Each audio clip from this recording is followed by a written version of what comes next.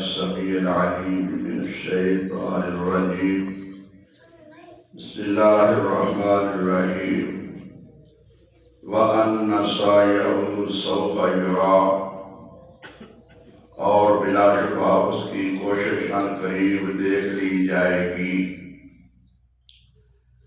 اللہ تعالیٰ نے حمد و ثنا اور نبی کرم جناب محمد رسول اللہ صلی اللہ علیہ وسلم پر ان گنت اور لا تعداد درود و سلام کے بعد اللہ تبارک و تعالیٰ فرماتے ہیں کہ انسان کی کوشش محنت کو دیکھا جائے گا کہ وہ کیسی کوشش و محنت کرتا ہے۔ اس کی بخشش کے لیے اللہ تبارک و تعالیٰ نے جو اسباب پیدا فرمائے ہیں، اگر وہ ان اسباب کو اختیار کرتا ہے تو وہ بخشا جائے گا، وہ اپنی منزل جنت پہ پہنچ جائے گا۔ آج بہت بڑے دھوکے میں لوگ ہیں، وہ کہتے ہیں کہ اللہ بڑا غفور رحیم ہے، وہ بخشنہار ہے۔ یہ بات تو ٹھیک ہے کہ غفور رحیم بھی ہے، بخشنہار بھی ہے، بخشے گا بھی، لیکن اس کے بخشنے کے، اس کی غفور رحیمی کے، رحم کرنے کے کچھ اصول ہیں، کچھ طریقہ کار ہیں۔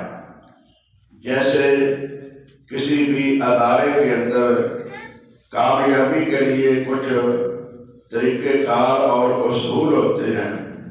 کسی سکول میں پڑھنے والے کو ہی سند ملتی ہے، کسی غیر سکول میں پڑھنے والے کو سند کو نہیں ملتی۔ جو پڑھتا ہے اسے سند مل جائے گی، اس ادارے کا سرٹیفکیٹ مل جائے گا۔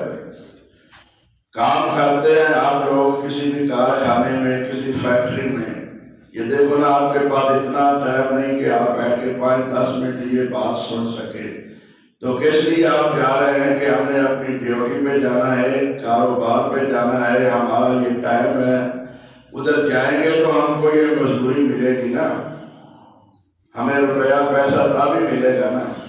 اگر آپ کہیں ہمارا مالک بہت بڑا رحم دل ہے، بڑا سخی ہے، وہ دے دے گا، تو بھائیو وہ اسی دے گا نا جو جا کر وہاں کام کرے گا۔ اگر نہ کرے گا تو اس کو وہ تنخواہ دینے کا پابند ہے، اس کو روپیہ پیسہ دینے کا پابند تو نہیں نا۔ ہاں، بہت بعض لوگ کہتے ہیں جی دیکھو یہ اندر سارا دن مزدور ہے، مزدوری کرتا ہے، ایک فقیر سوال کرنے والا ہے تو مالک اسے بھی تو دے ہی دیتا ہے نا، اس نے کچھ نہیں کیا۔ یہ بھی ایک بہت بڑا حسین دھوکہ ہے۔ جس نے اندر کاروبار کیا ہے اس کو تو مالک دینے کا پابند ہے نا، انصاف ہے نا۔ اگر اسے نہ دے تو وہ مالک ظالم ہے۔ جو کام نہیں کرتا وہ فقیر ہے، ویسے ہی اس نے سوال کر دیا ہے، اسے مالک نہ دے تو اس پر کوئی اعتراض نہیں ہے۔ کتنے لوگ ہیں جو آتے ہیں در پہ جی، وہ کہہ دیتے ہیں جی معاف کرو، کیا آپ گناہگار ہیں؟ معاف کہنے سے انکار کر دیتے ہیں نا، دینے سے نہیں دیتے تو وہ اس کو دینے کے پابند نہیں ہیں، وہ ان کی مرضی ہے۔ اس کی مثال ایسے ہی ہے کہ 2 بچے ہیں، ایک بچہ لائق ہے، نیک ہے، ماں باپ کا فرما بردار ہے، روٹی تو ماں باپ نے اسے بھی دینی ہے۔ ایک نالائق ہے، نافرمان ہے، لیکن روٹی اس کو بھی دینی ہے، اس کو خوش ہو کر دینی ہے، اس کو ناراض ہو کر دینی ہے۔ لیکن بخشش یہ تب ہوگی جب اللہ راضی ہوگا۔ بخشش یہ رضا سے ہے، جنت رضا سے ہے، جنت مجبوری سے نہیں ہے۔ روزی دینا اللہ کی ذمہ داری، فرض ہے، کیونکہ اس نے پیدا کیے۔ کافروں کو بھی دیتا ہے، مشرکوں کو بھی دیتا ہے، بدعتیوں کو بھی دیتا ہے، ظالموں، بدکاروں، قاتلوں کو بھی دیتا ہے۔ روزی دینا اس کا فرض ہے، لیکن جنت دینا اس کا فرض نہیں ہے۔ جنت وہ تب دے گا جب اس کے احکامات کی پابندی کی جائے۔ جنت راضی ہونے سے ملنی ہے، تو جو آدمی 5 وقت کی اللہ کی نماز نہیں پڑھتا، روزے نہیں رکھتا، زکوٰۃ نہیں دیتا، احکامات کی پابندی نہیں کرتا، نافرمانی کرتا ہے، تو اسے اللہ راضی ہو کر جنت عطا کرے گا؟ سکول میں، کالج میں، فیکٹری میں نہ آنے والا مالک اس پر ناراض ہوتا ہے تو اسے بھائی وہ خوشی سے بونس کیسے دے گا؟ اسے دے گا، وہ تو ناراض ہوگا نا۔ تو میرے بھائیو، یہ جو لوگ کہتے ہیں نا یہ اللہ بڑا غفور رحیم ہے، وہ بخشنہار ہے، اسے نمازوں، روزوں، حج و زکاتوں کی ضرورت نہیں ہے، یہ ٹھیک ہے، اسے ضرورت نہیں ہے، ہمیں ضرورت ہے، ہم نے اپنے لیے کرنا ہے۔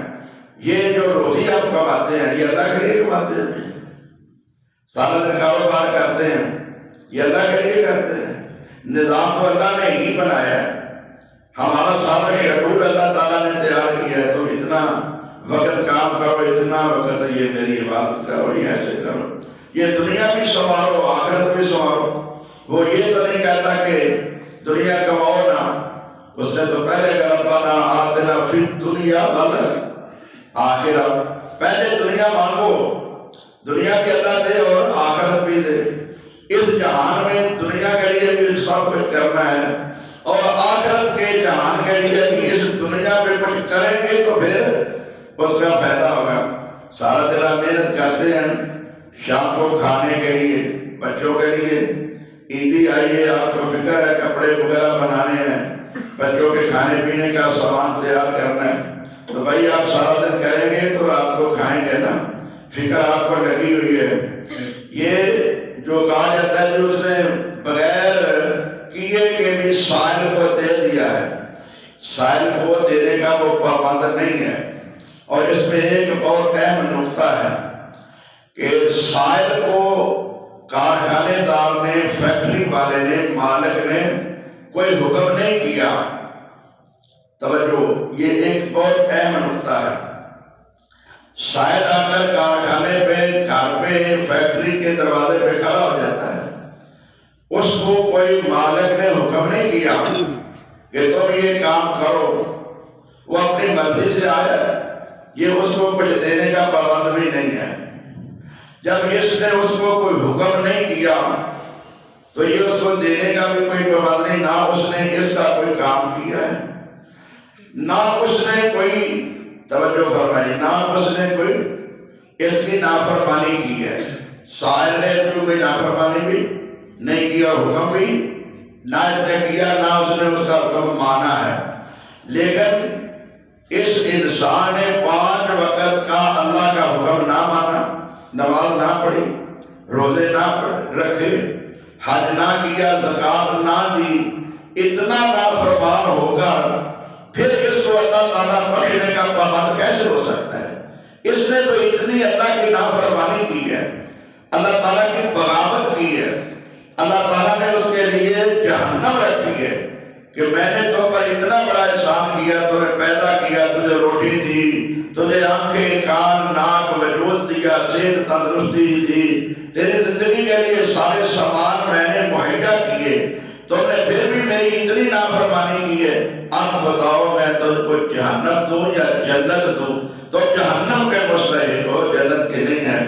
والدین کتنے بڑے رحم دل ہوتے ہیں، ماں کتنی رحم دل ہوتی ہے، کتنی اپنے بچے کے لیے مشقت اٹھاتی ہے، دودھ پلاتی ہے، تقریباً 9 ماہ سے پیٹ کے اندر اٹھاتی ہے، پھر 2 سال تک دودھ پلاتی ہے، پھر اس کے بچپن کے لیے تمام قسم کے وسائل مہیا کرتی ہے۔